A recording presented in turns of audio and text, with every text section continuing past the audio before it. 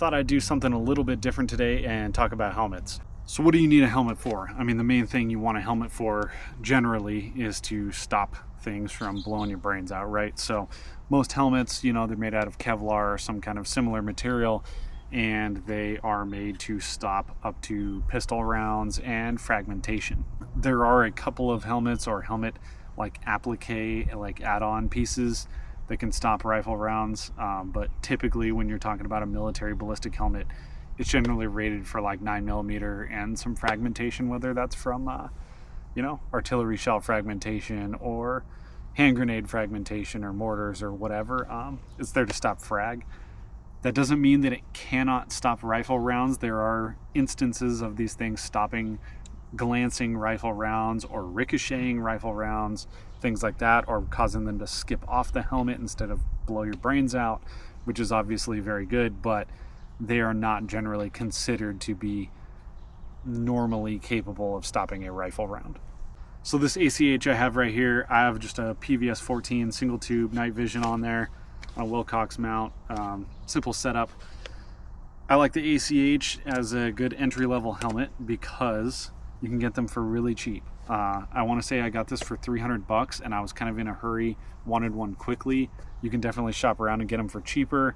It was also worth the $300 in my opinion because it came with this OpsCore H-Nape strap, which is a better kind of helmet strap than the typical like gray USGI strap, and it also came with this this base plate here, if I can show you that has like the wider prongs on it so that it doesn't like rock side to side, which helps keep your nods more stable. So I considered it worthwhile having those couple of upgrades, even though it was maybe about $100 more than, you know, if I'd shopped around a little more and could have found an ACH for $200 or something like that. Threw some aftermarket pads in there, nothing special. And then when it comes to mounting the nods, I mean, I use Wilcox mounts, but that's, you know, whatever. You can shop around and figure out what you want. Those are kind of the industry standard. And then a buddy of mine gave me this like Surefire light to mount on the side of my helmet here. It's got a couple of switches on it. It's got white and red and IR, I think, which is pretty awesome.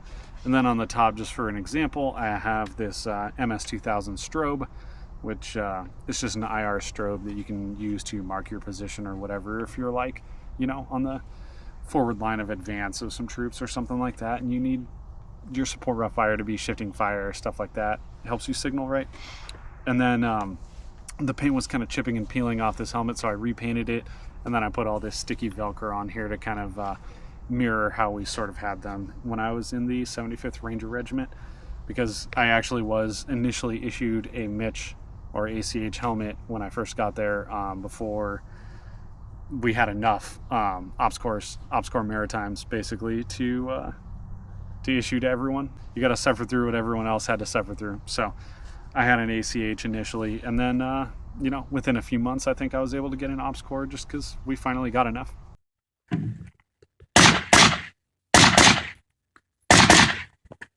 Good.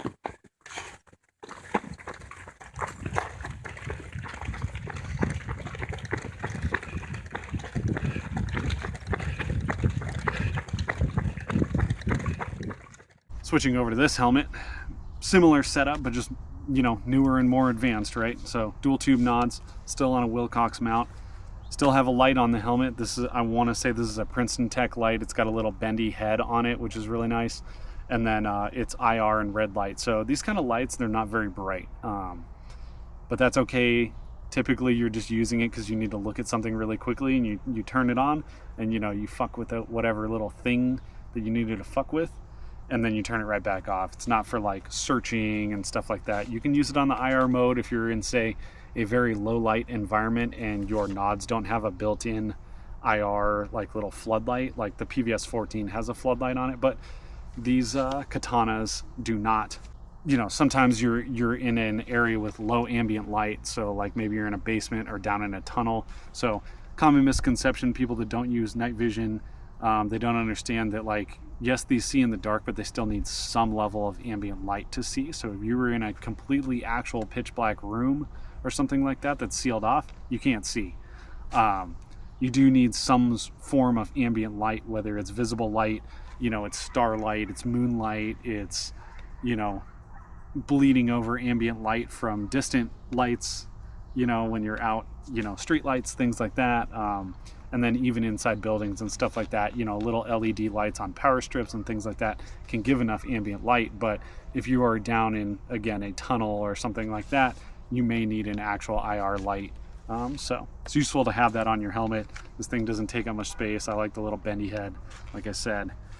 And then big advantage of like these high cut helmets is running your Peltors. These are Earmore M32 Plus, I want to say. But, you know, a lot of people run the Comtacs and stuff. I think those things are insanely overpriced. I use them plenty in the military. They're really good. They work really well. But, you know, they're going from anywhere from $700 up, and that's like probably talking used ones online. The Earmore muffs still have like a single lead for comms. You can't run like dual comms like you can with Peltors having 2 different radio down leads, but it's still better than nothing, and it's got like a built-in little microphone that you can flip down and talk into. So that's nice. You can have that fully like integrated comm system. Over here on my actual nods connected to the helmet, I have this. It's just a little bungee cord that clips into this, so I can take them on and off easily, but then it has actual retention, and then the retention is through an actual bolt that's through the helmet. It's not attached to like a little Velcro thing on the top of your helmet, because I've seen people have their nods get knocked off going under low brush and stuff like that and get pulled off the top of their helmet, and if that happens and you have a kind of Velcro anchor or whatever you want to call it, that can just easily get peeled off, and that's not like a true actual tie down, if you ask me. So having it through the actual bolt is pretty awesome. This is made, it's called the Nod Lock. I think it's made by Wetworks. Really cool and a really simple piece of kit, and it's very inexpensive. It's, yeah, really straightforward. It's a bungee with some clips on it and a little anchor point.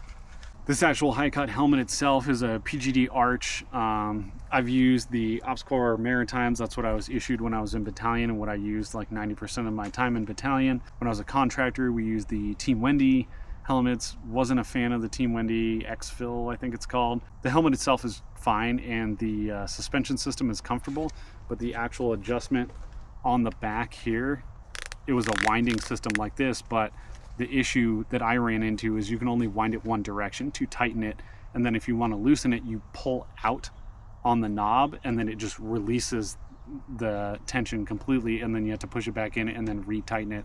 So if you end up over tightening your helmet and it's crushing your head, you have to like release it and then like retighten it and hope you don't go past where you're trying to go, versus the Protection Group Denmark system. You can like tighten it. If you're too tight, you can just like back it off a click or two, and it's not a big deal. I think that's a little better system, but yeah, the pads in these helmets are also super comfortable. Previous to getting this helmet for like my actual personal life, I owned an Ops Corps SF, and I actually ended up getting rid of it because it ended up doing really poorly on some tests in terms of like the back face deformation and fragmentation abilities to stop some of that stuff. So I ended up going with the PGD Arch instead, which had the upside of being quite a bit cheaper. It's a little bit heavier than the Ops Corps and, you know, all the cutting edge stuff, but not by a huge amount, and not by an amount that I think is noticeable. What really makes your helmet heavy is, or feel heavy, is it being imbalanced. So you'll notice on the back I have a counterweight little pouch to counteract the weight of the dual tube nods on the front, so the thing's not constantly trying to like slip forward. So I actually resisted using a counterweight for many years, just because I didn't like the battery counterweights and running like the cables over the helmet and things like that. I'm not a fan of that kind of stuff. It's just more shit to snag on, but you know, some people like it. Honestly, when I was in battalion, most of the time we had PVS 31s, so you didn't really need a counterweight. You could use one, but like it wasn't really absolutely necessary. And then now having these katanas, they're a little bit heavier, and it's just like it was already kind of borderline with the PVS 31s, so getting a counterweight was probably a good move, honestly. At the end of the day, you want your helmet to be comfortable, because you're probably going to be wearing this thing for hours and hours and hours and just basically living in it. Definitely a big downside of the Ops Corps Maritimes was that the original like kind of crown pads would like dig into your head and give you like a ridiculous migraine. I think the newer ones don't do that, and the Team Wendy's don't do that, and I think that's just like an issue of the pad design, and we've moved past that by now. So luckily that's not an issue, but yeah, you definitely want this thing to be comfortable. So that counterweight can definitely help with the fatigue. Even though it's adding more weight to your helmet, it adds to the fatigue of like your helmet always wanting to be like tipping forward and your neck having to counteract that. It just keeps it more balanced, which definitely helps with that fatigue for sure. So when it comes to full cut helmets, in terms of running comms versus like your high cuts, you can just attach the comms on the outside. For a full cut helmet, you need to actually run it underneath the helmet. That's what these like kind of flared out ear cups on the Mitch and ACH helmets are for. However, you need to remember to leave a gap in here for like the headband on the Peltors or whatever you're running to kind of fit underneath the helmet. If you have pads in here, it's going to be very difficult to cram that thing under your head, or it's going to like sit really high on your head and not protect you as well, which isn't great. Additionally, a tip I got from somebody and I've used ever since was to go up a size in your helmet. So when I was in the Army, I was issued a medium ACH helmet because, well, that was my hat size or whatever fit into that range. However, when you're running Peltors, they take up more space underneath the helmet, and this is actually a size large, and it fits me perfectly, even though without the Peltors, my head's kind of swimming in it. When I throw those Peltors on, it's nice and snug, and it actually kind of holds everything in place really well, and keeps it from moving around, and a size large is actually kind of the ideal size for me. So just something to think about if you're going with a helmet like this. I would consider sizing up, just for comfort purposes, you know. So that's all I have for today. Just wanted to do a really quick overview of helmets. This wasn't meant to be an overview of night vision or anything like that, just the actual mounts for them, essentially, the helmets. There's other ways to run night vision. There's things like the Cry Nightcap and like Skull Crusher mounts, and you can get a bump helmet or whatever for really cheap, and that's fine too if you just need something to mount night vision too. But I think for, you know, you can get into a Mitch or ACH for a couple $100 used online. I think it's worthwhile, and then you actually have that actual true ballistic helmet capability as well, which I think can be a big deal, honestly, if, you know, you're really serious about running night vision and stuff like that anyway.